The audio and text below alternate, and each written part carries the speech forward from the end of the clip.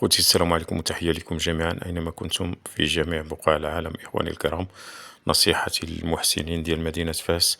واحد السيدة واحد البنيتة، الله أعلم واش كتقرا ولا هذا، كانت كارية سكن في نواحي العراق، والآن راها مسكينة كتبات لمدة 10 أيام على ما قالوا في قرب مسجد العراق عبد الله بن مسعود.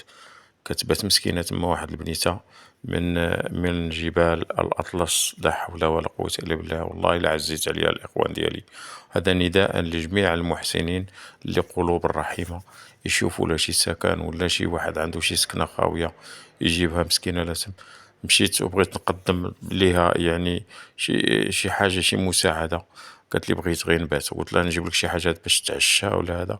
اليوم الثلاثاء 17 في شهر 6، هاد العشية يعني بعد صلاة العشاء، لقيتها مسكينة ناعسة على واحد الرصيف، واحد الطريطوار اللي كاين قرب الصمعة ديال مسجد عبد الله بن مسعود، مسجد العراق، مدينة فاس.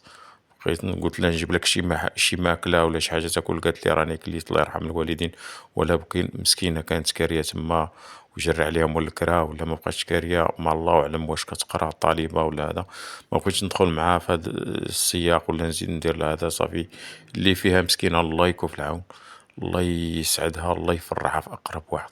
هذا نداء للمحسنين والقلوب الرحيمة، الناس اللي كيسكنوا بالجوار ديال داك المكان هذاك، اللي عنده شي مكان ولا شي واحد ميسر الله ييسر له الأمور، يكري لهاد البنيتة هادي من نواحي بولمان.